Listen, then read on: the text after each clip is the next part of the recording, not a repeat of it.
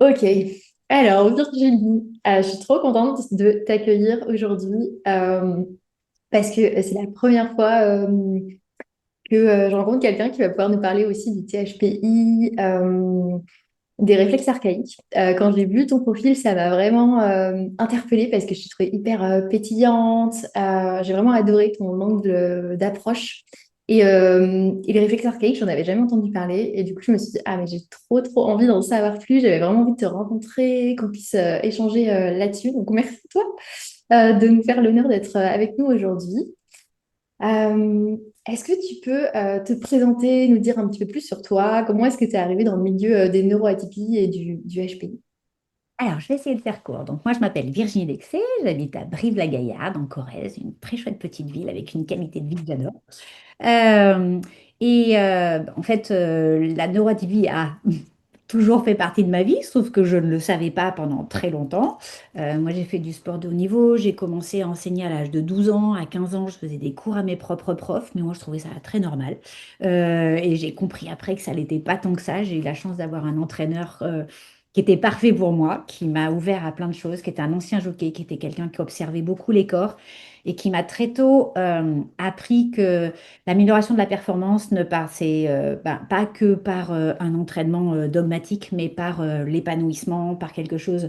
En fait, holistique se disait pas, mais c'était vraiment son approche. C'est-à-dire qu'on m'avait proposé d'aller à l'INSEP, je dis non parce que moi j'adore l'environnement dans lequel je suis et je savais que c'était ce dont j'avais besoin. Et beaucoup plus tard, lorsque je suis devenue enseignante, je faisais partie de ces profs de PS qui défendaient l'indéfendable dans les conseils de classe, c'est-à-dire que j'adorais ceux sur lesquels les autres visiblement s'acharnaient. Moi, ça aurait été mes meilleurs potes si j'avais été au collège. Et un jour, l'un d'eux, donc en 2006 très précisément, Maxime, est venu me voir avec un bilan de précocité. C'est comme ça que ça s'appelait à l'époque. Et comme moi, j'avais un bon syndrome du sauveur à ce moment-là, je n'y connaissais absolument rien. Et je lui ai dit, bah, bien sûr que je vais t'aider.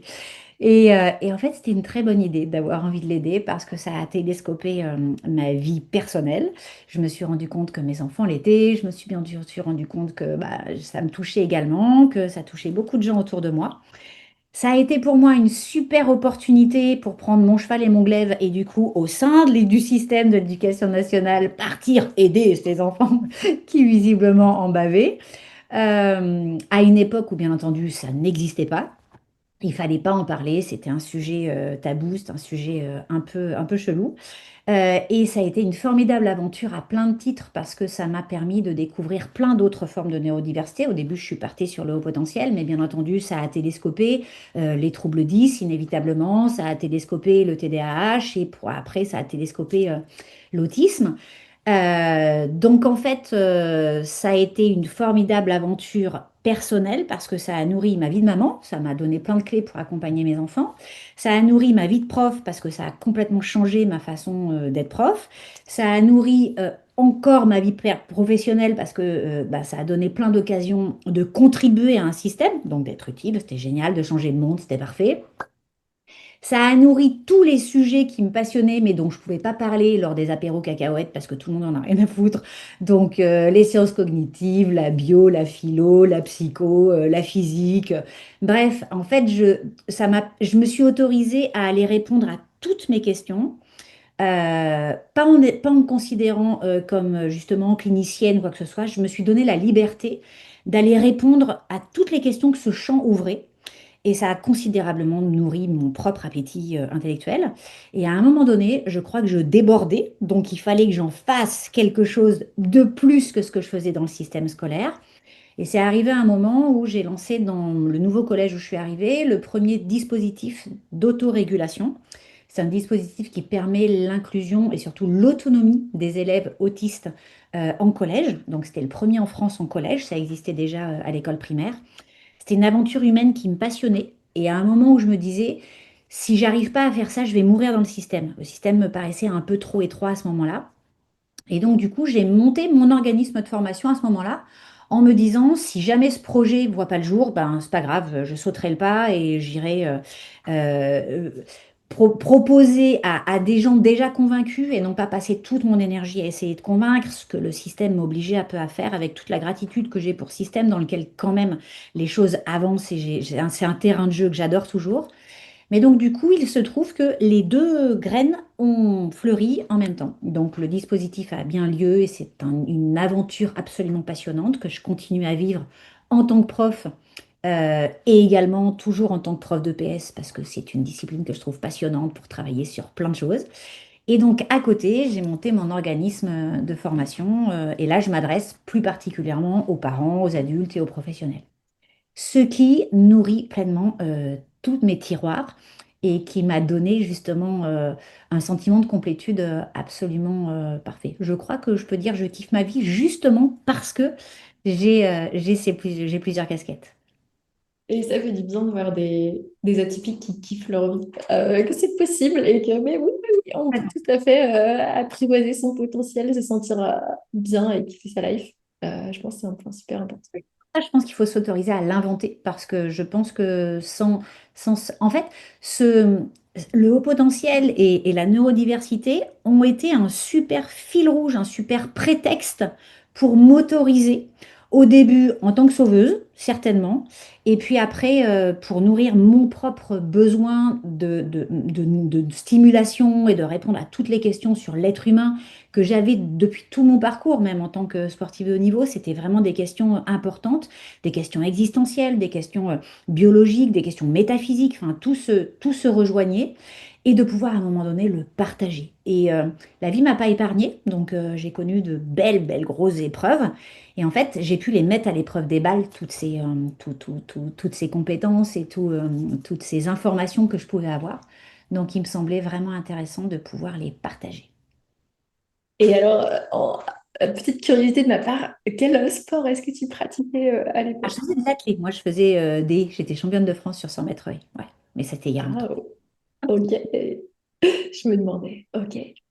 Bon, aujourd'hui, tu es venu nous parler principalement des réflexes archaïques. Et est-ce que tu peux déjà nous dire un petit peu qu'est-ce que c'est qu'un réflexe archaïque, de quoi on parle, parce que je suis pas sûre que tout le monde sache à quoi ça correspond.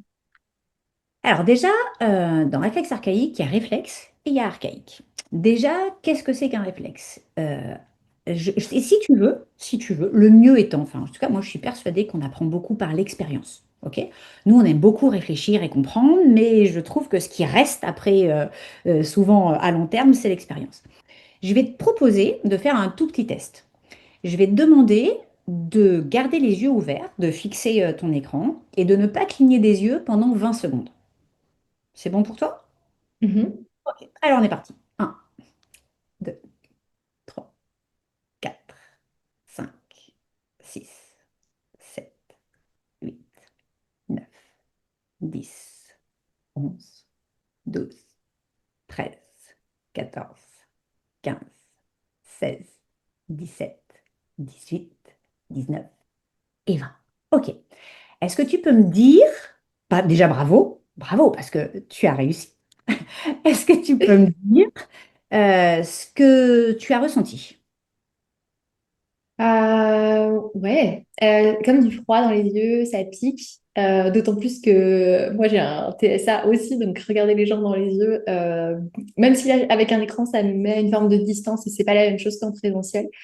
Mais clairement, oui, regarder les gens dans les yeux, des fois ça peut me perturber et des fois, tu vois, je me regarde moi dans la petite vignette au-dessus du zoom parce que ça va être plus facile pour moi, même si ça paraît bien dans le zoom, que de regarder la personne. Qu'est-ce que ça t'a, qu'est-ce que ça, est-ce que c'était facile de ne pas cligner des yeux? Non, ça demande un effort, tu vois. C'est pas... J'ai besoin de penser, de me concentrer dessus pour pouvoir le faire. Et je pense que ça se trouve, j'ai dû cligner des yeux sans Non, même m'en rendre non, compte. non, non, t'as été super forte. T'as pas cligné des yeux. Et comme tu viens de le dire, en fait, ça t'a demandé de la concentration, de l'effort, de l'attention. Et si je t'avais demandé de faire ça pendant 10 minutes, on est bien d'accord que ça aurait été impossible. Donc ça, déjà, ça me semble super important parce que ça nous fout en l'air la règle du quand on peut, mais à quel prix? Eh bien, un réflexe, c'est extrêmement puissant, c'est automatique. Par exemple, le réflexe là qu'on vient d'inhiber, c'est le réflexe de clignement des yeux qu'on fait 10 à 15 fois par minute. On le fait 10 000 fois par jour. 10 000 fois par jour. Et donc, pour inhiber un réflexe, ça demande énormément d'attention, de concentration et d'énergie. Et donc, pardon. Et imagine que ce réflexe, tu ne l'aies pas. C'est-à-dire qu'il soit hypotonique. C'est-à-dire que tu n'aies pas le réflexe, qui est un réflexe qui protège tes yeux, qui hydrate ton œil. Donc, c'est un réflexe de protection, c'est un réflexe d'entretien pour que ce soit optimal. Ça veut dire qu'il faudrait que très régulièrement, donc 10 à 15 fois par minute et donc 10 000 fois par jour, tu te dises, tu te mets une alarme en te disant, faut que je cligne des yeux. Donc imagine le temps que ça te demanderait, l'attention que ça te demanderait. Donc du coup, le système est super bien fait, c'est qu'il est automatisé pour te libérer de cette charge mentale. Parce qu'imagine tout ce que tu ne pourrais plus faire s'il fallait que tu consacres tout ton temps et ton énergie à penser à cligner des yeux. Et imagine maintenant, à contrario, que ce réflexe soit hypertonique, c'est-à-dire qu'il soit trop présent. Que, en fait, tu clignes des yeux, ce qui arrive à certaines personnes d'ailleurs, tu clignes des yeux tout le temps. Et qu'il faille que tu contres ce réflexe. Imagine à nouveau l'attention que ça te demanderait, la concentration que ça te demanderait, et du coup l'indisponibilité que tu aurais à faire, à penser, à être disponible à autre chose. Et bien un réflexe, ça a cette caractéristique d'être automatique, c'est-à-dire que ça ne passe pas par le lobe préfrontal, ça ne passe pas par le contexte, ça ne part pas par le cortex de la réflexion, c'est un truc qui est automatisé, ok? C'est un truc qui est super puissant et qui est donc difficile à inhiber ou à un coût attentionnel extrêmement important. Et en plus, ça a pour objectif de nous protéger. Donc ça, par définition, c'est un réflexe. Ok? Un réflexe archaïque, c'est un réflexe qui a été super bien pensé pour le système, qui permet déjà in utero au bébé, tant que son système, tant que son cortex n'est pas mature, tant qu'il n'est pas capable de réfléchir et de faire des choses volontairement, ça lui permet de faire des choses de façon automatique, c'est livré de série, de pouvoir faire plein de choses, en l'occurrence par exemple de pouvoir participer à l'accouchement, de pouvoir orienter sa tête, de pouvoir ramper sur le ventre de la maman quand il naît, de pouvoir téter, de pouvoir agripper. En fait, ce sont plein de réflexes qui sont livrés à la naissance. Tant que le bébé n'est pas mature, parce que s'il naissait mature, il ne passerait pas par le trou, donc c'est plutôt, ils ont trouvé un consensus, ils se sont dit, on va le faire de façon à ce que ça passe, mais malgré tout, il se finira après. Et comme il ne peut pas se finir en apprentissage, personne ne lit, n'explique à son bébé comment ramper ou comment téter, c'est automatique. Ces réflexes sont là de façon à protéger le bébé, à lui permettre de s'alimenter, à lui permettre de communiquer, à lui permettre d'avoir ses premières interactions, et sont là pour mettre en place la maturation de tout son système sensoriel, moteur, cognitif. Et tout ça, ça se passe par le mouvement. Ça se passe parce que le bébé, 10 000 fois par jour, se retourne, 10 000 fois par jour, commence à se redresser, 10 000 fois par jour, commence à se mettre à quatre pattes, se balance, commence à avancer avant de pouvoir marcher. Donc un C'est vraiment le réflexe, programme. Ouais, c'est le c'est un programme de base programme. en fait. Exactement. C'est un programme universel, séquentiel, automatisé, livré avec chaque être humain et qui a pour objectif la maturation du système nerveux central, la maturation du système sensoriel qui lui-même va permettre les premières maturations sensorimotrices, c'est-à-dire l'association des sens et du moteur, qui vont pouvoir permettre les premiers mouvements volontaires, qui vont être la base des premiers apprentissages et des apprentissages les plus élaborés. Ce qui veut dire que selon la pyramide de William Schellenberg, par exemple, c'est des travaux qui datent, les premiers travaux datent des années 90, de cette pyramide des apprentissages, et la dernière version des années 2000, 2010-2012 montre très bien que tous nos apprentissages super évolués dépendent à la base d'une bonne construction, d'une bonne intégration motrice et sensorielle. C'est vraiment les fondations en fait de. C'est-à-dire que pour réfléchir de façon extrêmement fluide, libre, cohérente, euh, j'ai besoin, pour pouvoir exprimer tous mes potentiels, j'ai besoin que cette base soit solide. Et il se trouve que parfois, cette base peut être fragilisée. Super clair. C'est vraiment, ouais, vraiment passionnant. Et quel est le lien du coup que tu fais entre bah, ces réflexes archaïques qui sont nos programmes de base, nos fondations pour construire la suite, et avec les neuroatypiques? Alors, moi j'ai choisi ce créneau-là, mais en fait, les réflexes archaïques et les sens sont en lien avec l'être humain de façon universelle. Ok?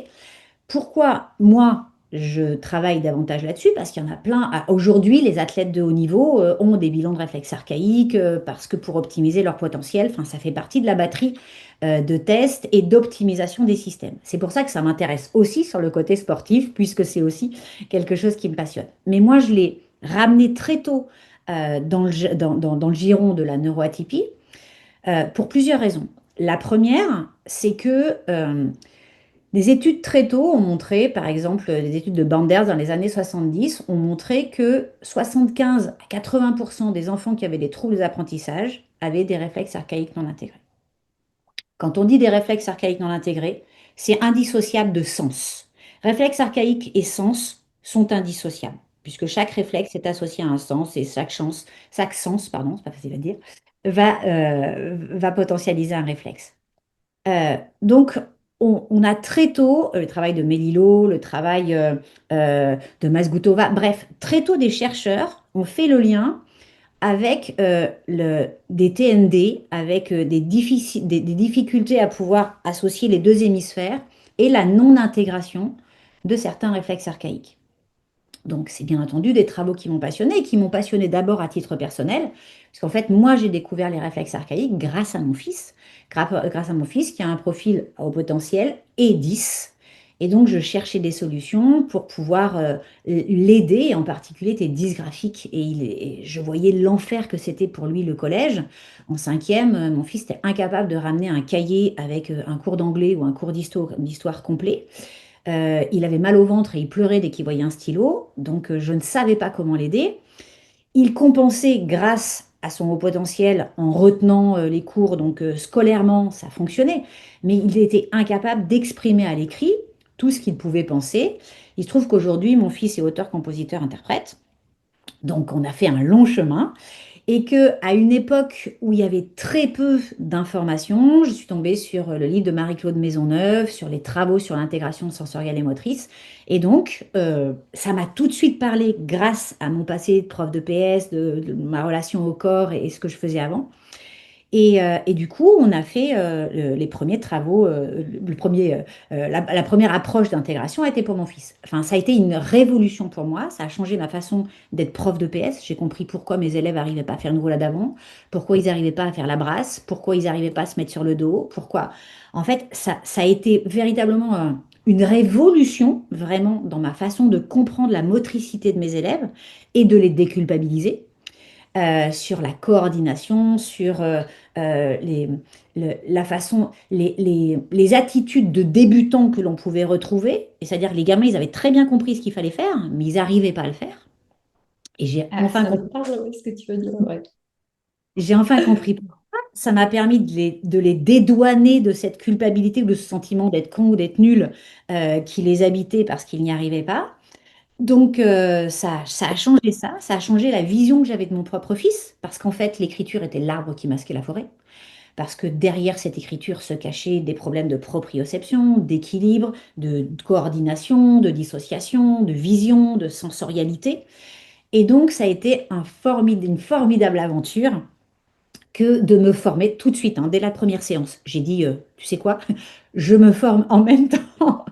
Et donc, du coup, ça va faire 10 ans maintenant et c'est quelque chose qui tout de suite a été implémenté dans ma vie de prof et qui m'a semblé indispensable d'implémenter dans l'accompagnement de mes élèves neuroatypiques et puis progressivement des personnes neuroatypiques. Sauf qu'à ce moment, au début, les gens n'étaient pas prêts à l'entendre. Pendant très longtemps, j'en ai pas parlé. C'est-à-dire que ça a fait partie de tous mes programmes. Je crois que ça a été l'une des clés du succès des programmes, puisqu'on a un taux de recommandation à 100% et un taux de satisfaction à 96% sur la réussite des gens qui font nos programmes. Je crois sincèrement que c'est parce que, grâce à cette approche, on met le système en sécurité. Pour moi, il était indispensable d'arrêter de croire que le développement personnel ne reposait que sur le mindset. Je voyais Et des du gens, coup, tu fais un lien aussi avec tout ce qui est régulation du système nerveux ou bien sûr, c'est complètement pas. Ouais, ça indispensable. va C'est vraiment aussi avec ça. indissociable. C'est Ouais, ouais. indissociable. Je vais vous donner plein d'exemples. En fait, je vois tellement de gens qui arrivent dans mes programmes qui sont presque en burn-out de développement personnel. Toi et moi, on travaille avec des gens qui ont un gros moteur cérébral, qui ont compris la plupart des concepts, qui savent conseiller très bien leur belle-sœur ou leur copine Sophie, mais qui ont beaucoup de mal à implémenter et qui s'en veulent et qui finissent par se trouver nuls et qui finissent par perdre confiance et à croire que, qui finissent par croire que les symptômes qu'ils ont sont le prix à payer de leur neurodiversité. Alors que non, pas du tout. Non, c'est possible d'apprivoiser tout ça. C'est juste que comme il y a des béquilles et des rustines de tous les côtés, en fait, du coup, c'est le bazar. Mais en effet, ou moi, c'est ce sentiment que parfois, il y a des verrous aussi.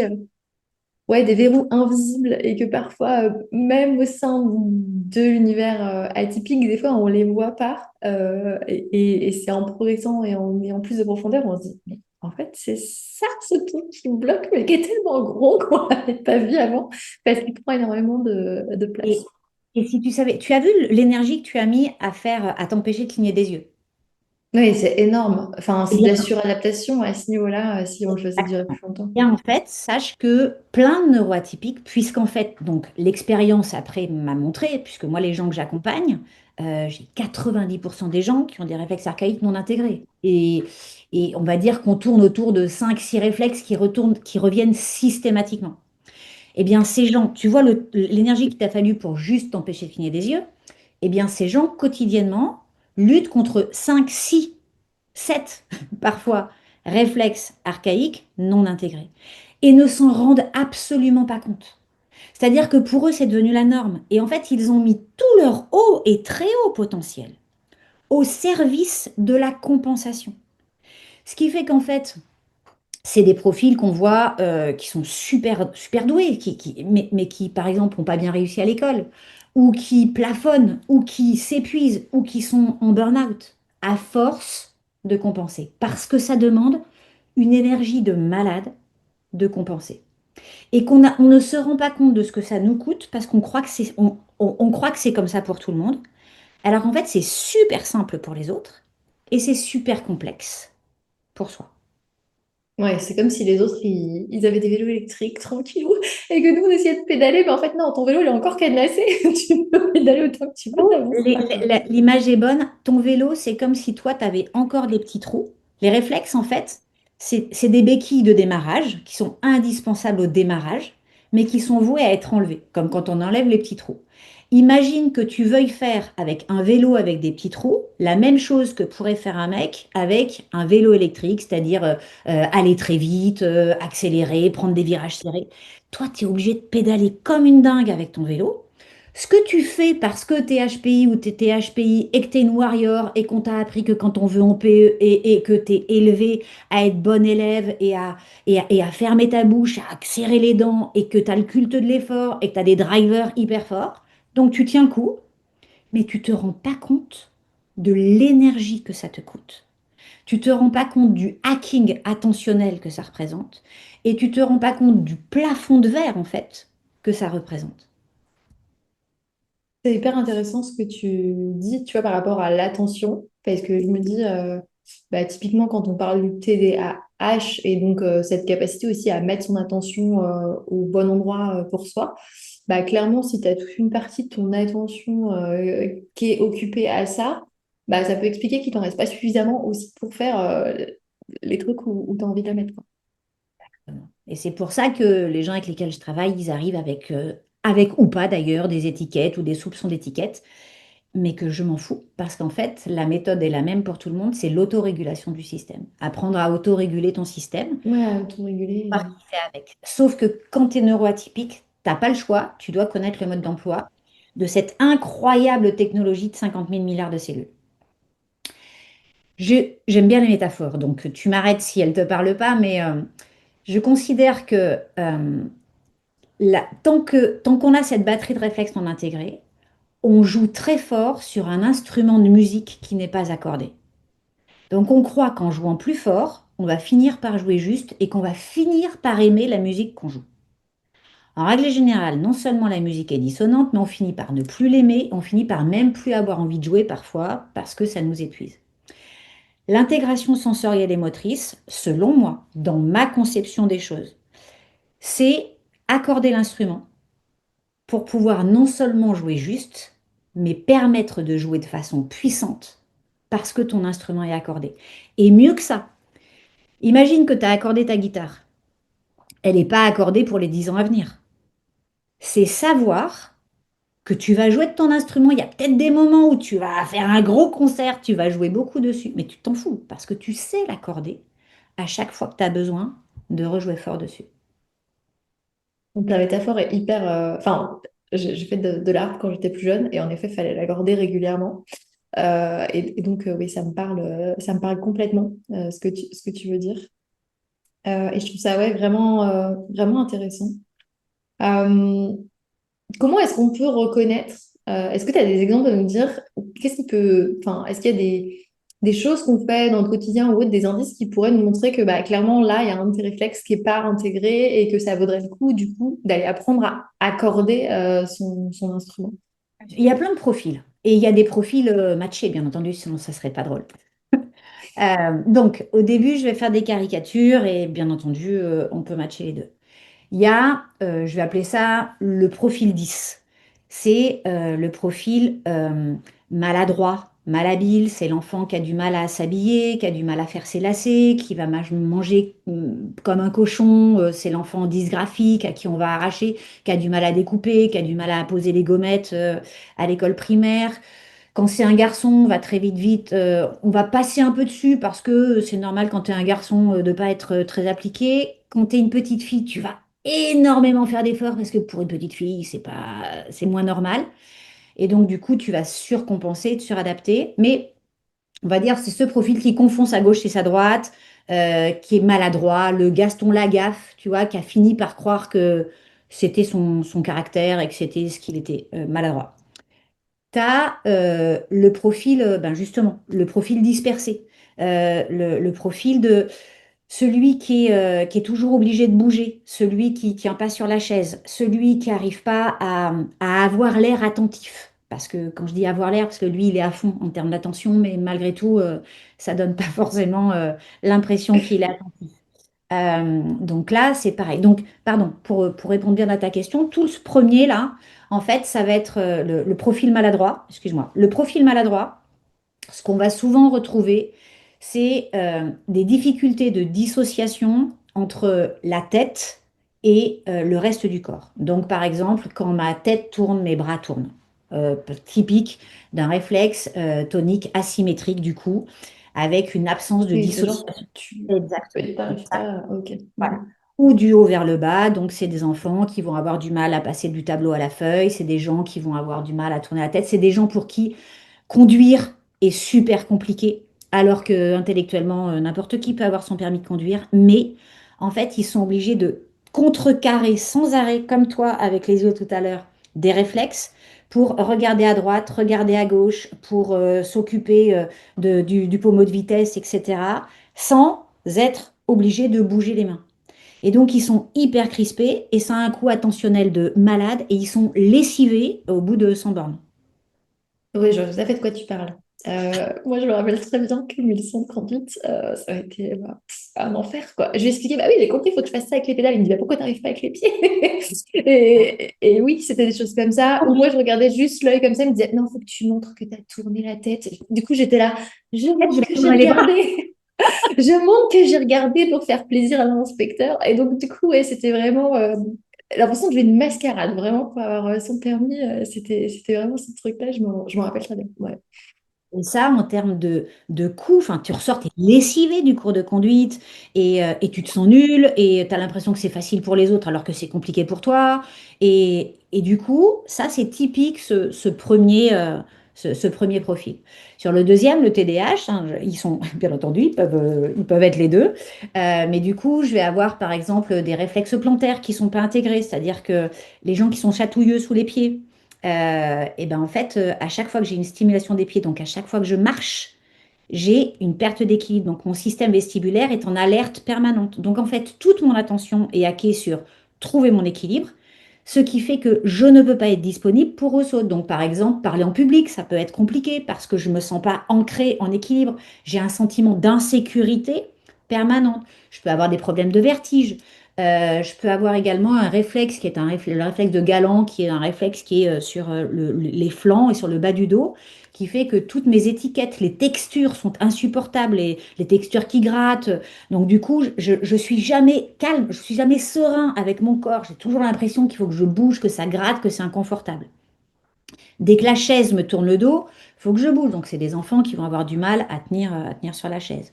On peut avoir à nouveau dans ce profil un réflexe tonique symétrique du cou, donc des réflexes qui viennent de la tête, qui font que les enfants sont obligés de se balancer sur la chaise ou d'accrocher leurs pieds à la chaise ou de se tenir en mode fumiste, alors qu'en fait ils ne sont pas fumistes, ils ont juste cherché des stratégies pour faire en sorte que leur corps ne bouge pas à chaque fois que leur tête ou leurs yeux, plus exactement, bougent. Donc ça, c'est un deuxième profil, le profil agité. Et il y a un profil que j'aime beaucoup et que je retrouve beaucoup dans mes profils, c'est le profil contrôlant. Le profil contrôlant, il peut venir alors de plein de réflexes qui sont tellement encombrants que du coup je mets une armure parce que sinon ça part en vrille.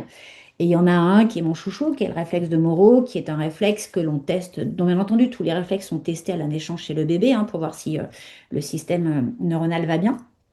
Mais c'est un réflexe de protection qui fait que quand j'ai un réflexe de Moro actif, le lâcher prise est un concept. Je ne peux pas lâcher prise. Et c'est pas que je ne veux pas. C'est pas que je suis psychorigide, c'est pas que je suis frigide, c'est pas que je suis chiante, c'est que je ne peux pas. Parce que par définition, c'est un réflexe. C'est-à-dire comme pour les yeux, je vais peut-être pouvoir lâcher prise 20 secondes, mais lâcher prise 10 minutes, une heure, une journée, une semaine, une année, c'est juste impossible parce que par définition, un réflexe est automatique. C'est un réflexe de protection. Donc quand j'ai un réflexe de Moro, je suis toujours en insécurité puisque je suis en hypervigilance. C'est-à-dire que tous les sons m'agressent, toutes les lumières m'agressent. Je vais surréagir à plein de choses. Euh, L'imprévu, c'est impossible. J'ai besoin de prévoir. Et comme je me sens menacée, c'est inconscient, hein, c'est très subtil, mais comme je me sens potentiellement menacée, je suis obligée d'être hyper vigilant sensoriellement. Donc je suis constamment en alerte. Je suis la nana qui va repérer que ça sent, et d'où ça vient, et qui va repérer le son, et qu'est-ce que c'est que ce son, et qui va repérer tout changement parce que ben, c'est potentiellement une menace. Donc je suis hyper contrôlant, donc j'épuise mon système parce que je suis sous cortisol en intraveineuse. Donc, j'épuise mon système hormonal, j'épuise mon système immunitaire, je vais très rapidement développer des pathologies psychosomatiques, voire des pathologies très lourdes, des maladies auto-immunes et plus graves si nécessaire. C'est un engrenage qui est un engrenage qui moi, par, par révolte, a vraiment été une des premières motivations à pouvoir appliquer ça pour les gens avec lesquels je travaille. Parce qu'en fait, c'est un truc sur lequel je ne peux pas communiquer. Moi, j'ai des gens qui viennent, et tu les as certainement, qui sont épuisés en burn-out, mais qui ont des symptômes physiques, qui ont des maladies de Crohn, qui ont des spondylarthrites, qui sont dans des errances thérapeutiques bien souvent terribles parce qu'on leur dit, Madame, c'est dans la tête, que moi, je suis pas médecin. C'est-à-dire, moi, je fais pas de la médecine avec les gens que j'accompagne, sauf qu'au bout de 4 mois, et encore plus au bout de 8 mois, ils ont plus de symptômes. Et que je fais pas de miracle et je fais pas de magie et je ne leur donne aucun médicament ni aucun conseil médical, on est bien d'accord. Mais le simple fait d'autoréguler, de mettre le système en sécurité, et ce que je vais te dire par la suite, mais il ne faut pas que je m'éparpille, en fait, c'est la première dalle, c'est le premier étage, la première étape du voyage, moi, puisque dans mon programme, c'est Révolution, c'est un voyage, c'est la première étape indispensable pour pouvoir prendre de la hauteur, pour pouvoir gagner en flexibilité, pour pouvoir voir les choses sous différents angles, pour pouvoir jouer avec l'histoire qu'on se raconte sur soi-même. En fait, toutes ces choses qu'on fait en développement personnel, je ne peux pas les faire tant que mon corps n'est pas d'accord. Je ne peux pas avoir de la hauteur, gagner en flexibilité, changer de point de vue, pouvoir bouger le focus si mon corps est en mode survie. Je peux pas. Ouais, complètement. Tu as besoin de réguler ton système nerveux. Enfin, si tu es dans un état de survie, tu auras beau aller vouloir aller travailler le mindset. Enfin, tu pourras éventuellement mettre ton mental de notre côté pour qu'il évite de mettre des bâtons dans les roues. C'est déjà un bon point. Mais en effet, tu ne pourras pas faire une transformation massive si ton système nerveux est en PLS complet. Imagine, tu es toute seule la nuit dans un bois, tu sais qu'il y a des loups, des ours, des sangliers, et tu sais pas où t'es. Voilà. Et là, tu as un coup de fil et on te demande qu'est-ce que tu veux faire pour les prochaines vacances? C'est pas du tout le sujet. C'est c'est pas du tout l'envie. Là, t'es pas du tout dans le thème. T'es pas dans le bon mood. Là, c'est dites-moi où je suis, venez me chercher, c'est mettez-moi en sécurité. Une fois que je serai en sécurité, on pourra parler des prochaines vacances ou de ce que je veux faire plus tard quand je serai grand. Ok? Ben, c'est vraiment ça. C'est demander à des gens qui en plus savent qu'ils réfléchissent bien, qui comptent sur leur mindset de mental, qui comptent sur leur driver, qui comptent sur leurs valeurs extrêmement hautes, c'est leur demander un effort de compensation, de suradaptation encore supplémentaire que de vouloir les inviter à aller dans du développement perso tant qu'ils sont en mode survie. Et pour moi, c'est de la maltraitance. Ouais, je vois complètement ton point. Et tu vois, ouais, c'est un point aussi où je rentre par le mindset, mais en effet, il y a toujours dans mes accompagnements aussi ce point aussi sur la régulation du système nerveux parce que, comme toi, c'est quelque chose que j'ai constaté où, en fait, oui, il y avait cette capacité de comprendre les choses et ça a pu aider, en effet, parce que comme on a un mental qui est fort, bon, bah, on peut s'en servir pour quand même avancer, mais en effet, il y a un moment donné, on ne peut pas avancer sans ses émotions, sans son corps, etc. Et donc, ça va être important ouais, d'aller tout réunir Travail. ensemble.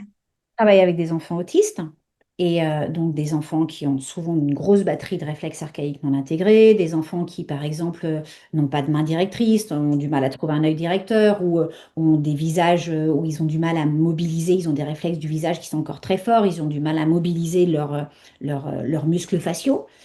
Comment veux-tu? Tu vois, c'est un exemple très clair. Donc, j'ai des élèves qui ont du mal à construire leur schéma corporel, à se sentir ancrés, en équilibre, en sécurité, qui, pour beaucoup, dans l'autisme, on retrouve souvent des difficultés dans les expressions faciales. Si je leur fais des groupes d'habiletés émotionnelles, comment veux-tu qu'ils perçoivent, percevoir une émotion? Une émotion, c'est d'abord dans le corps, avant d'être dans la tête. Toutes les études le montrent, c'est d'abord dans le corps, avant d'être dans la tête. Si je ne peux pas percevoir sensoriellement, avec mes sens, et en particulier avec la proprioception, avec mon système vestibulaire, avec tous ces sens intérieurs. Si je ne peux pas percevoir une émotion, ça reste un concept. Donc ça veut dire que je vais demander à ces enfants-là de gérer leurs émotions avec leur mental, avec l'image qu'ils se font d'une émotion. Comment veux-tu qu'ils expriment des émotions tant qu'ils n'ont pas accès à leur corps? C'est-à-dire que les autres, avant qu'ils comprennent qu'ils sont en colère, tristes, s'ils n'ont pas accès à ce contrôle corporel, cette motricité fine, s'ils n'ont pas, du coup, par propre expérience, si moi, quand je bouge les muscles de mon visage, de mon corps, ça me permet d'avoir une lecture par empathie, mes neurones miroirs, c'est-à-dire que je vais ressentir ce que fait l'autre, c'est-à-dire qu'en fonction de la façon dont l'autre se comporte avec son corps, je vais décoder des messages émotionnels. Ça, c'est facile d'être à l'aise dans les émotions, quand je ressens mes émotions, quand je suis capable de les exprimer, quand je suis capable de les percevoir. Si j'ai pas accès à ça, une habileté émotionnelle, c'est un groupe d'habiletés émotionnelles. Bah, c'est je me demande de faire un effort de plus alors que déjà je suis en mode survie sur le plan attentionnel et sur le plan des compensations.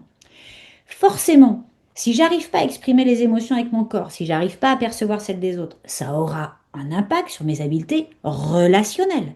On est bien d'accord? Ça a un impact sur la capacité de savoir trouver la distance. Mon schéma corporel, il m'aide à trouver la bonne distance, proximité, distance, être touché, ne pas être touché, toutes ces choses-là, sur la lecture l'activation de mes neurones miroirs, il faut que je ressente dans mon propre corps ce que peut ressentir l'autre. Forcément, ça va avoir un impact sur mes relations. Si ça a un impact sur mes relations, ça va revenir en boomerang. Je vais me sentir isolée, rejetée, machin, sur mes émotions que je ne vais pas savoir décoder. À force de tout ça, ça va avoir un impact sur mes tensions corporelles, parce que si je me sens pas bien dans une relation en insécurité, je vais être tendue, ça va avoir un impact sur mon corps. Ça va forcément avoir un impact sur mon aspect énergétique, c'est-à-dire que ça m'épuise. Bref, ça va avoir un impact sur les pensées, sur ce que je pense de moi, sur ce que je pense du monde, sur ma place dans... Bref. Moi, je m'amuse à utiliser l'image du Rubik's Cube pour montrer que tout est interdépendant. Si mon corps n'est pas d'accord, si mon corps, je ne l'habite pas, si je ne suis pas en pleine possession de ce corps, si ce système réflexe et sensoriel n'est pas intégré pour libérer tout mon système volontaire, volontaire et adaptable, et bien en fait, je tourne en rond. Je ne fais que solliciter mon cerveau, qui au bout d'un moment n'en peut plus. Et je pense que c'est une stratégie, enfin, je sais pas si tu le vois aussi, mais moi je pense que c'est une stratégie qui est très présente chez les HP et les THP parce que en fait c'est un endroit refuge, le mental, et souvent quand on s'est coupé de son corps, c'est parce que enfin, ça peut être dur des fois d'y revenir, je pense, d'avoir On sait le pas par où. sens. D'abord, pour le Exactement. ressentir, il faut qu'il soit connecté. Et autre image, l'intégration sensorielle et motrice, c'est rebrancher les fils, c'est rebrancher le Wi-Fi, c'est redonner de la connexion et de l'information. Et sans connexion et d'information, ben en fait, j'ai une tête sur un corps qui est censé suivre, mais qui souvent ne suit pas. Je lui demande de suivre toutes mes idées, mais en fait, et il faut savoir quand même que 80% des informations montent de mon corps à mon cerveau. Il y en a que 20 qui descendent de mon cerveau à mon corps. Que mon corps, il reçoit 12 millions de bits secondes. Et que mon cerveau ne peut en traiter que 60 et 70. Donc, il faut remettre les choses à leur juste place. Que 95% du système est automatisé, 5% est contrôle volontaire, donc par mon cerveau. Imagine un conseil d'administration. On dit, bon, bah, t'as ton cerveau qui dit, bon, bah, moi, j'ai une idée. OK? Bon, bah, il présente son idée et on n'est pas trop d'accord, quoi. Il dit, oui, mais quand même, je suis le cerveau. Et on lui dit, t'as combien de parts au conseil? Ah, j'ai 5%. Oui, bah, ta gueule, on en a 95. Et c'est forcément celui qui a 95% qui va l'emporter. Et ce petit cerveau avec ses 5%, il va faire des stratégies, il va faire des banderoles, etc. Il va faire des trucs. Mais il pourrait faire tellement plus si tout le monde était d'accord. Mm. Donc ça va être réaccordé aussi, enfin, les faire se mettre d'accord, quoi, trouver un compromis aussi Et pour bosser en synergie. C'est faire en beaucoup. sorte qu'on soit sur un tandem et que corps, cœur et cerveau pédalent dans le même sens et que le cerveau pédale pas dans un sens pendant que le corps et le cœur pédalent dans l'autre sens. Et ça, c'est ce que je trouve absolument passionnant dans cette approche, mais qui n'est qu'une approche. C'est-à-dire qu'en fait, ces réflexes, par exemple, si on parle du réflexe de Moreau, pour revenir à celui-ci, ils peuvent ne pas avoir été intégrés parce que statistiquement, euh, il y a plein d'éléments qui font que des réflexes ne soient pas intégrés. Il y a un élément qui revient très fréquemment, qui est l'absence de quatre pattes. Et pour des raisons qu'honnêtement, aujourd'hui, j'ignore. C'est-à-dire que nous n'avons pas d'études qui, pour le moment, résolvent ce problème. Des études le constatent, mais n'expliquent pas nécessairement pourquoi. Énormément de personnes neuroatypiques ont sauté l'étape du quatre pattes. Pour des raisons génétiques et d'épigénétique, c'est-à-dire qu'il y a des familles dans lesquelles on ne marche pas à quatre pattes, ou des familles dans lesquelles on marche très très tôt. Tout le monde est super content, on est super fier que son enfant marche tôt. Et c'est une grosse bêtise parce que c'est une étape extrêmement importante pour toute l'intégration du système sensoriel et moteur. Donc, ce saut de cette étape-là est quelque chose qu'on retrouve très fréquemment chez les personnes neuroatypiques, pour des raisons génétiques et épigénétiques, je l'ai dit, mais également pour d'autres raisons, un entravement de tout le système de la puériculture qui entrave la motricité libre, des gens trop précautionneux, un besoin de sécurité de la part des parents qui fait qu'on n'a pas de motricité libre, ou des gens comme moi qui, avec la meilleure intention du monde, trouvent que leur enfant veut marcher très tôt, ils leur offrent un Youpala, grosse connerie. Ça, c'est extrêmement délétère pour l'intégration des réflexes archaïques. Je l'ai compris qu'après avec mon fils, mais bon, ça devait faire partie du plan. Euh, donc, il y a plein de raisons pour lesquelles les réflexes peuvent ne pas s'intégrer parce que le fameux programme séquentiel ne se déroule pas comme il devrait se dérouler. Mais il y a aussi des gens dans lesquels les réflexes ont été intégrés, mais des traumas, des accidents de vie physiques ou émotionnels peuvent réactiver des réflexes. N'oublie jamais que ces réflexes, ils sont là pour nous protéger. Donc en fait, un trauma de vie, et moi je travaille avec beaucoup de personnes qui sont victimes de violences psychiques, de violences physiques, de violences sexuelles, et systématiquement, on retrouve ce réflexe de Moreau, en l'occurrence, et d'autres réflexes, mais en particulier celui-ci. Et ces femmes-là, pour se reconstruire, elles ont besoin d'abord d'être mises, que leur système soit remis en sécurité. Parce C'est que beaucoup hyper, de femmes intelligentes, quand tu connais les statistiques du nombre de femmes TSA qui sont victimes de relations toxiques, de relations violentes, cette étude fait froid dans le dos quand tu vois 90% sur la dernière étude qui est publiée. ouais, ouais, c'est assez dingue. Donc, par difficulté à pouvoir lire justement les émotions, les intentions, toutes ces choses-là, par manque d'étayage justement sur le corps, et donc les effets délétères, c'est quelque chose qui pour moi relève de, enfin, je trouve ça non seulement passionnant, mais absolument urgent, urgentissime. C'est pour ça que tous mes programmes sont ouverts aux particuliers et aux professionnels, parce que tout le monde devrait savoir ça. Tout le monde en tant que parent, en tant qu'individu, devrait savoir comment accorder son propre instrument. Ouais, complètement. Et c'est un des premiers trucs, tu vois, si je reprends cette métaphore, quand j'ai commencé à jouer de l'harpe et qu'on m'a dit, il faut que tu apprennes à accorder, j'étais en flip. Franchement, j'angoissais parce que quand tu tournes la corde, tu as une chance sur deux de la péter au début. Et quand tu vois une harpe avec toutes les cordes, quand il faut remplacer les cordes, etc., bon, t'es en flip, t'es là, ah, j'ai cassé le truc parce que j'ai tourné trop fort, etc. Mais c'est normal, c'est parce qu'au début, on ne sait pas comment accorder.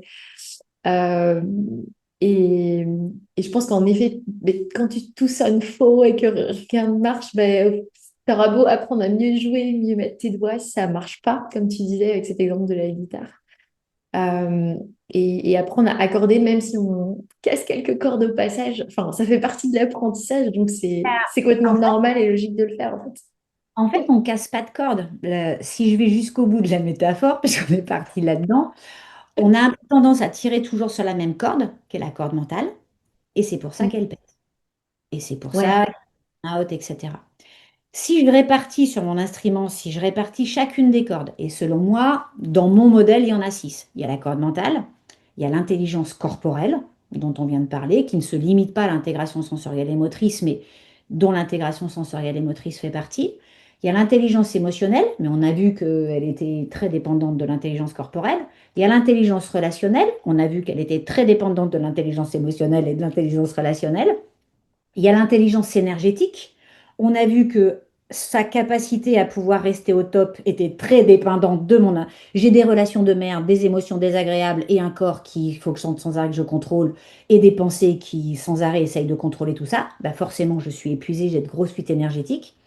Et enfin, l'intelligence spirituelle, c'est-à-dire ma compréhension de tout ce qui m'entoure, de mon lien avec le monde, de ma place, etc. Ce qui passionne le sens de ma vie, le sens de la vie de façon générale, qui est quelque chose qui anime très profondément les personnes intenses. Selon moi, ces six cordes-là font partie, c'est pour ça que je prends la guitare, parce qu'elle a six cordes, c'est un peu facile, font partie des cordes à accorder. Et amuse-toi à jouer un super solo de Jimi Hendrix sur une corde, bah ça risque de pas être super. Si par contre tu as tes six cordes, qu'elles sont accordées, que tu sais les accorder et que tu vas pouvoir envoyer du lourd avec ton ampli hyper puissant qui est le haut potentiel ou le très haut potentiel intellectuel, c'est comme un amplificateur, et ben là tu vas vraiment commencer à t'amuser. et alors, concrètement, imaginons que une des personnes qui nous écoutent, ou moi ou autre, on se dit, ah, ok, clairement, ce réflexe, je ne l'ai pas intégré. Comment je vais faire concrètement pour me permettre d'intégrer ce réflexe ou apprendre justement à l'intégrer et à accorder mes instruments? Réponse facile, venir à mes programmes. Ouais, ça, tu nous en parleras tout à l'heure. Vendredi.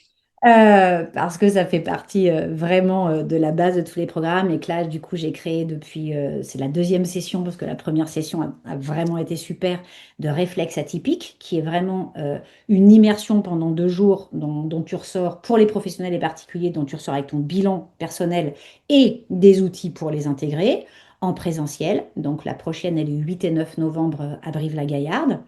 Et pour faire simple, le processus, c'est pas compliqué. C'est un, on teste. Deux, on sécurise. Trois, on bouge. Parce que la bonne nouvelle, c'est qu'on peut récupérer 80, au moins 80% du système.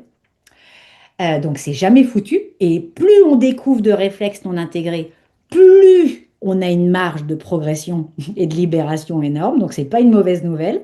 Moi, je dis à chaque fois qu'on en trouve un, t'imagines la marge de manœuvre que tu gagnes. Et ces réflexes et ces sens, ils s'intègrent par le mouvement.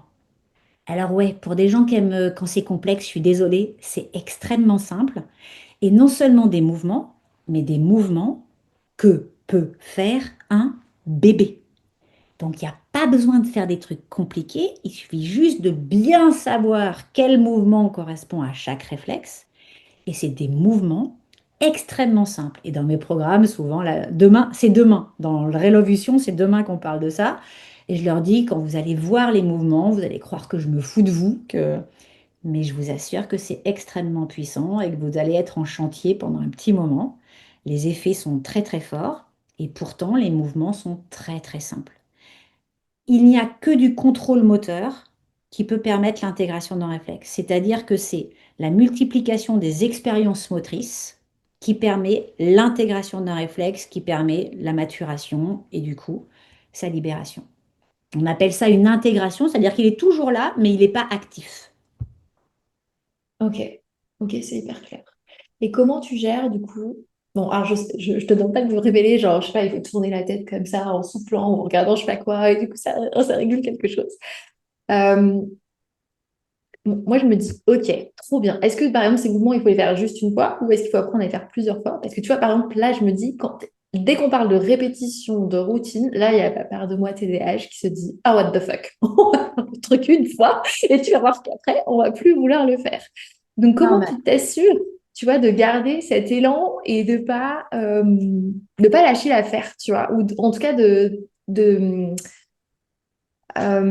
dire, tu vois, comme pour ta guitare, bon, bah, tu sais bien que quand ça commence à sonner faux, il est temps de la réaccorder. La première réponse, c'est l'effet wow. C'est-à-dire qu'en fait, c'est tellement évident, et dans la formation, on voit en 5 minutes la différence avant, après, que les gens font tellement waouh, c'est dingue, qu'ils ont très envie de Tu as continuer des à faire. résultats qui sont tellement immédiats que, en gros, ton TDAH, il a sa dose de sérotonine directe, donc il se pose pas la Donc, question de se dire, en OK. un, voilà, en un, il y a l'effet waouh. En deux, il y a le fait que on donne jamais une tartine de mouvement. Donc moi, dans mes programmes, c'est un petit enchaînement de mouvements qui est assez généraliste, mais quand on travaille réflexe par réflexe, en fait, tu as un, deux mouvements maximum à faire et on fait réflexe sens par sens, en fait, et donc réflexe par réflexe.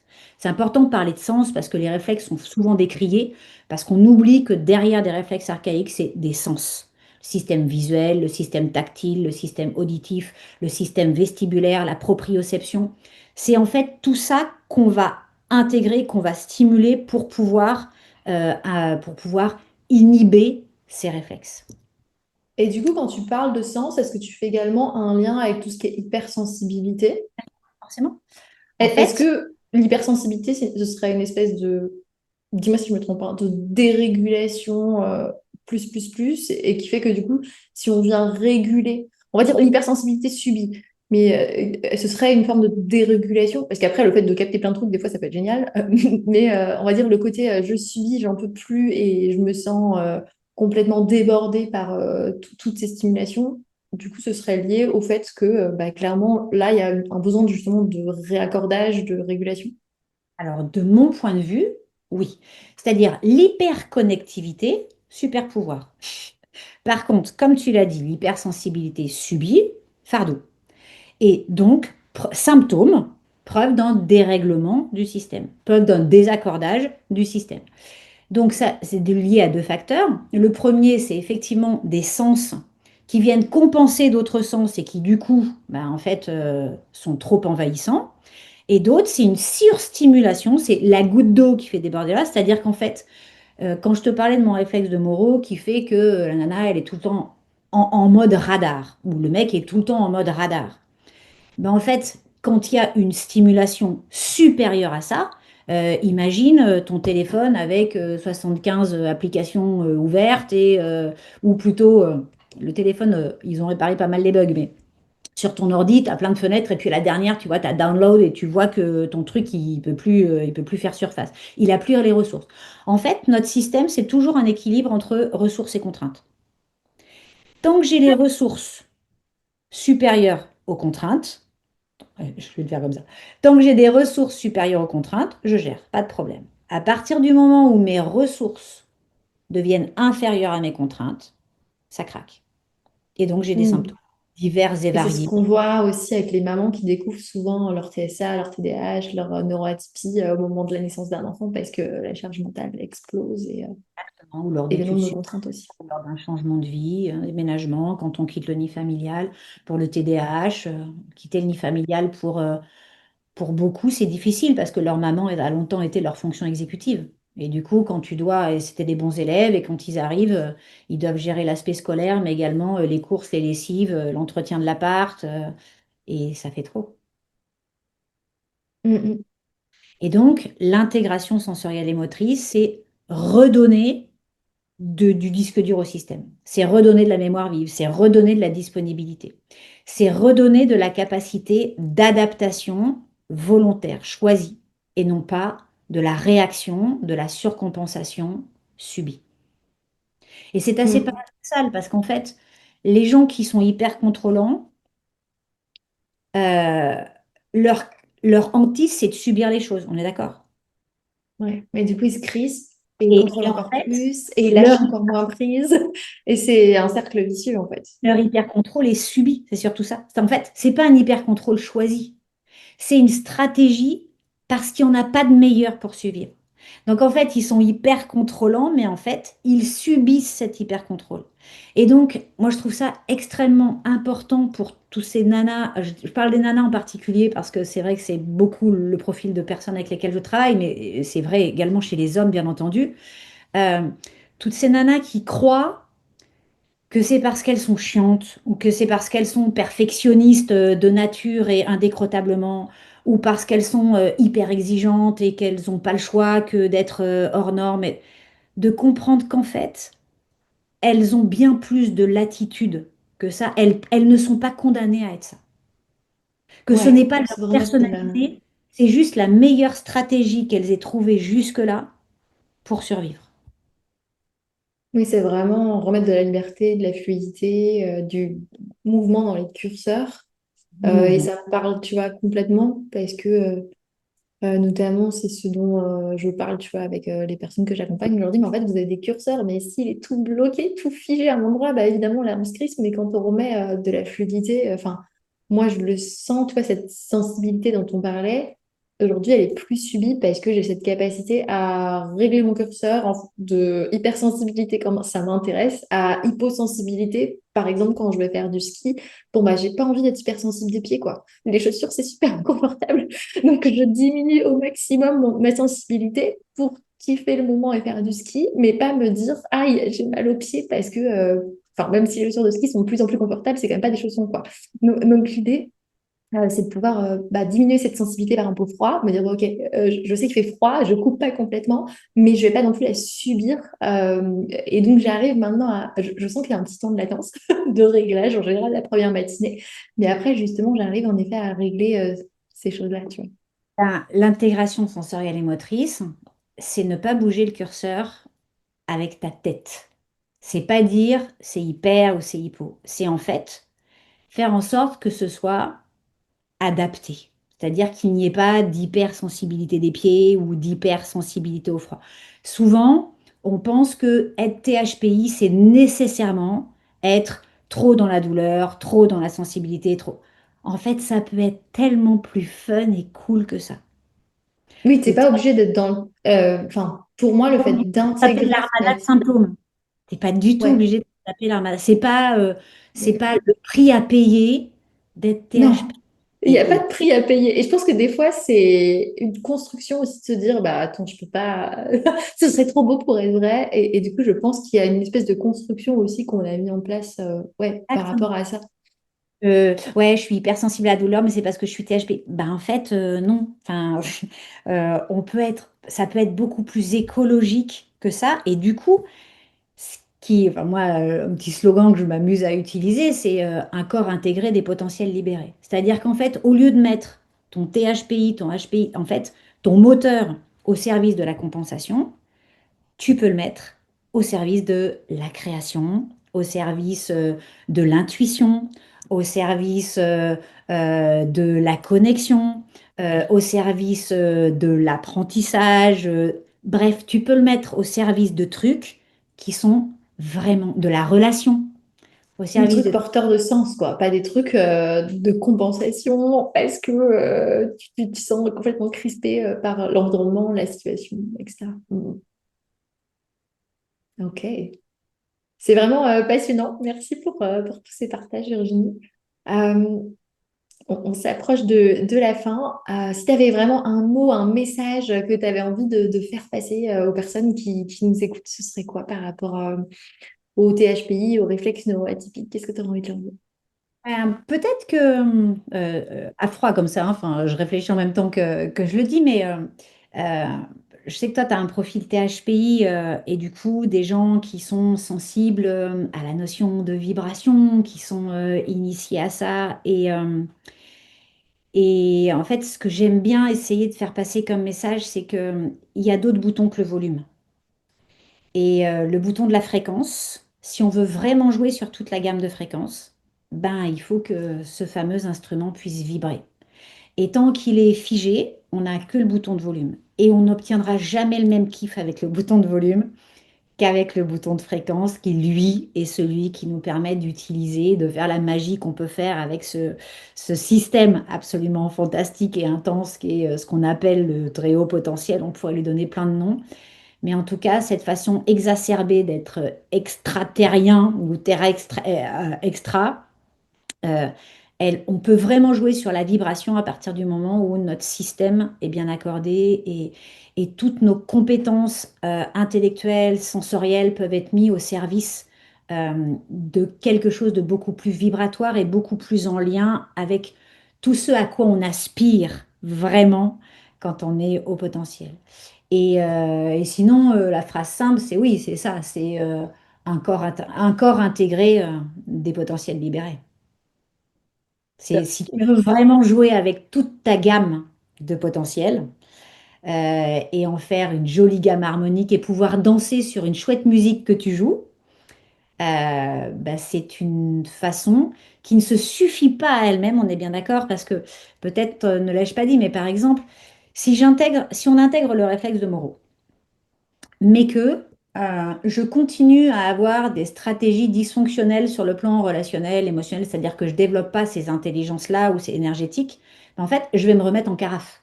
Je vais me remettre en mode sécurité. Du coup, je vais réactiver mon réflexe. Donc là, je risque de rentrer dans une boucle infernale. Les réflexes archaïques et l'intégration sensorielle, elle sous-tend, elle est un booster de compétences. C'est celle qui permet de mettre le système en sécurité pour pouvoir implémenter plein d'autres outils, que ce soit pour les orthophonistes, pour les sophrologues, pour les psychologues, pour les ergothérapeutes, pour les psychomotriciens, pour les hypnothérapeutes, bref, pour tout ce domaine d'accompagnement, pour les coachs bien sûr, mais également pour les enseignants, pour les médecins, pour les psychiatres. Moi, j'ai des psychiatres et des médecins qui viennent aux formations et qui découvrent en fait l'importance de ce truc dans la prise en charge de leurs C'est patients. complètement dingue qu'ils n'aient pas été formés à ça. Et aujourd'hui, en plus, enfin, on voit des gens qui se disent, bah non, mais mon psychiatre, il saura mieux, il est formé. Et en fait, bah oui, s'ils n'ont pas eu ça comme type de formation, eux aussi peuvent avoir des biais et des choses qu'ils n'ont pas en tête. Et bon, c'est génial que déjà, il y en a qui viennent dans tes formations et qui Non, mais avancent vraiment, sur ces et puis jeux. il y a un apport qui fait des réactions qui sont absolument dingues. Mais également pour ceux qui travaillent sur la performance, sur des coachs sportifs, ceux qui travaillent sur la préparation mentale.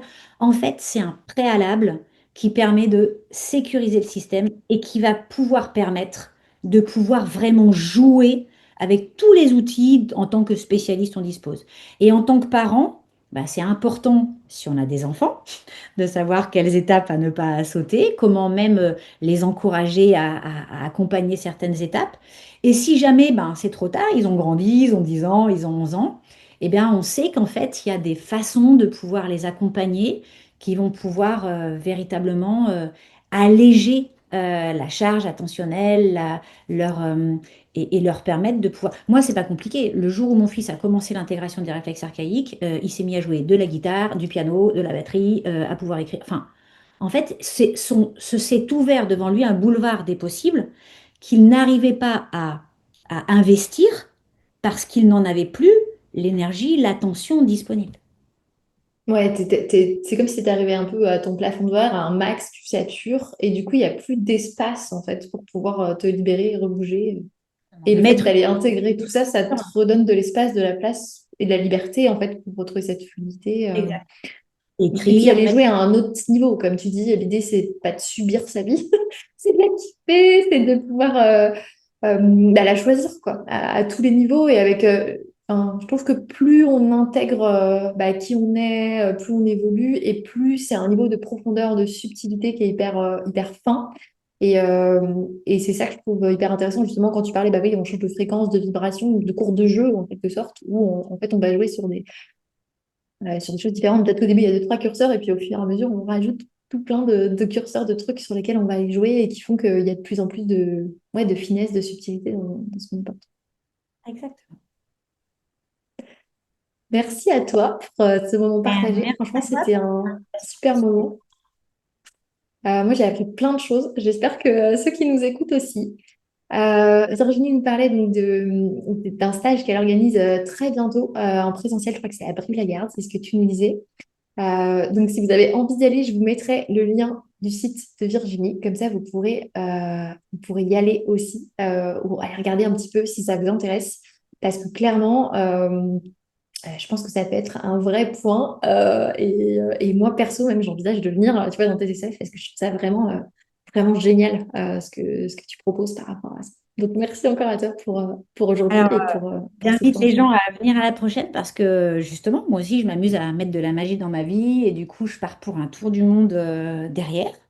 Et justement, pour aller voir dans d'autres cultures, dans d'autres, la place du corps, si les modalités éducatives sont différentes et quel impact ça peut avoir sur tous les sujets qui m'intéressent. Celui-ci, bien évidemment, mais plein d'autres. Et donc, du coup, je ne sais, alors je sais quand je reviens, mais je ne sais pas ce que sera ma vie quand je vais revenir. Donc, c'est pour ça que j'avais à cœur, là, d'en caler une autre juste avant de partir et d'être sûr au moins d'avoir pu diffuser ce message, accompagner. On arrive à un moment où pendant longtemps je ne pouvais pas en parler parce que les gens, et je crois, n'étaient pas prêts à ces approches. Donc moi, ça fait 10 ans que je travaille dessus. Aujourd'hui, il y a plein de gens qui ont ouvert les voies, Paul Landon, Lucas Bourguignon actuellement. Et je pense que dans pas longtemps, on en parlera alors, on en parlait déjà dans l'émission Les Maternelles, il y a quelque temps. Il y a des émissions sur Arte qui en parlaient, mais ça restait un peu confidentiel. Mais je pense que dans Marie-Claire ou dans Femme Actuelle, on ne devrait pas tarder à avoir des articles. Donc, je pense que le monde est prêt à obtenir toutes ces informations. Donc, ouais, et rien n'est plus fort qu'une idée dont le moment est venu. Bien. Bon, bah, je souhaite que cette idée fleurisse et grandisse et que ça permette ouais, vraiment d'apprivoiser enfin, qui on est, enfin, quelles que soient d'ailleurs nos spécificités ou nos réglages Vraiment de où on est. Mm. Moi, j'en parle particulièrement pour les personnes neuroatypiques parce qu'il y a une surreprésentation de réflexes non intégrés ou de personnes avec réflexes non intégrés dans la population avec laquelle je travaille, TSA, TDAH, au potentiel, 10, etc. mais ça intéresse les êtres humains dans leur globalité. Oui, parce qu'il n'y a pas forcément que les personnes neuroatypiques qui sont concernées par des Absolument pas. réflexes Mais c'est à mon intellectuels. sens quelque chose d'extrêmement important dans la prise en charge de la neurodiversité pour justement rester écologique et bienveillant. Mm, mm. Ok, merci à toi. C'était vraiment, vraiment passionnant. Merci pour ce moment partagé.